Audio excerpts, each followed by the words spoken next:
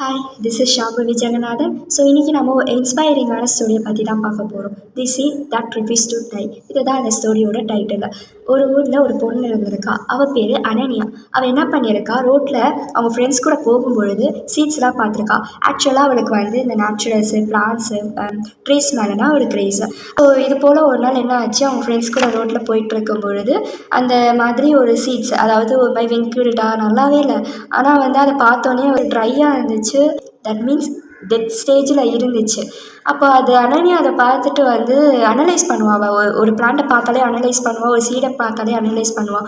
Okay, நம்மளால் இதை வளர வைக்க முடியும் அப்படின்னு சொல்லிட்டு அவள் கான்ஃபிடென்ட்டாக அதை எடுக்கும் போகும்பொழுது அவங்க ஃப்ரெண்ட்ஸ் சொன்னாங்க, நீ இதை எடுக்கிறது ஒன்று, எடுக்காமல் இருக்கிறது ஒன்று, ஆல்ரெடி அது ஸ்பாயில்ட் ஆகிடுச்சு, இப்போ நீ எடுத்துகிட்டு போயிட்டு வச்சாலும் அது வேஸ்ட்டு தான் அப்படின்னா அவங்க ஃப்ரெண்ட்ஸ் சொல்லும்போது இவளுக்கு ஏதோ ஒரு இடத்துல நம்பிக்கை இருந்து அந்த சீடை கொண்டு போயிட்டு அவள் வீட்டில் அதுக்குன்னு தனியாக ஸ்பேஸ் உருவாக்கி அதை நட்டு வச்சா. ஆனால் அவள் 1 வீக் ஆகுது, நோ சேஞ்ச். அது கூட பேசுகிறா. தட் மீன்ஸ் வந்து நீ வளருவ, எனக்கு நம்பிக்கை இருக்குது. நம்ம என்ன பண்ணுவோம், யூஸ்வலாக பிளான்ஸ் கூட பேசுகிறதுக்கு நிறைய பேருக்கு இஷ்டம் இருக்கும், பிடிக்கும்.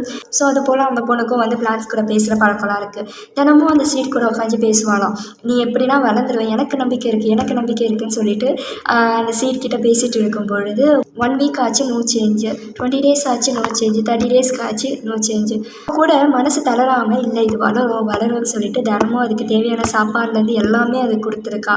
அதுக்கப்புறம் 40 டேஸ்க்கு அப்புறம் லைட்டாக அதுலேருந்து ஒரு மொட்டு மாதிரி வந்திருக்கு.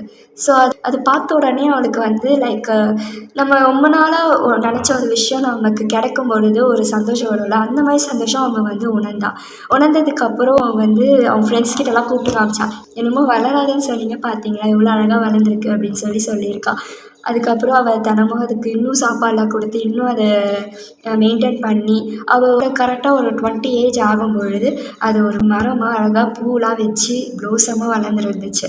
ஸோ அதை பார்த்த உடனே அவளுக்கு செம்ம இம்ப்ரெசிவ் ஆகிடுச்சு. யாரும் சொன்னாங்க, இது ஒன்றுமே இல்லை, இது ஒன்றுத்துக்குமே லாக்கி இல்லை, இது எத்தனை பேர் நீ வைக்கிறியே, இதெல்லாம் சரிப்பட்டு வருமா அப்படிலாம் நினச்ச உடனே அது வளர்ந்து அவ்வளோ பெருசாக ஒரு பூவாக அது எல்லாருக்கும் கொடுக்குது. இயற்கையாக அது ஒன்று இருக்குது, நிழலாக அது ஒன்று இருக்குது அப்படின்னு சொல்லிட்டு இருக்கும் பொழுது அவளுக்குள்ள ஒரு சந்தோஷம். இந்த ஸ்டோரிக்கோட மாரல் என்ன அப்படின்னா, நம்மளும் அப்படி தான். நம்மளை ஒரு சில பேர்லாம் சொல்லியிருப்பாங்க, நீலாம் ஒன்றுமே இல்லை, நீலாம் எங்கே உருப்பட போகிற, நீலாம் ஒன்றுத்துக்குமே லாக்கி இல்லை அப்படின்னு சொல்லியிருப்பாங்க. ஆனால் நம்ம கான்ஸ்டண்ட்டாக ஒரு ஒர்க்கை நம்ம பண்ணிகிட்டே இருந்தோம் அப்படின்னா ஒன் டே நமக்கு அதுக்கான ரிசல்ட் கண்டிப்பாக கிடைக்கும். ஸோ அதனால் அவங்க அப்படி இவங்க அப்படின்னு இல்லாமல் நம்ம ஒர்க்கை நம்ம பார்ப்போம், அதுக்கான பலன் கண்டிப்பாக இருக்கும். ஸோ இந்த ஸ்டோரியிலேருந்து நான் சொல்ல வர்றது இதுதான். ஸோ கான்ஸ்டண்ட்டாக இருங்க, பண்ணுறதை பண்ணிகிட்டே இருங்க, பலனை எதிர்பார்க்காதீங்க. கண்டிப்பாக அதுக்கான பலன் தானாக வந்து அமையும். Thank you. Bye.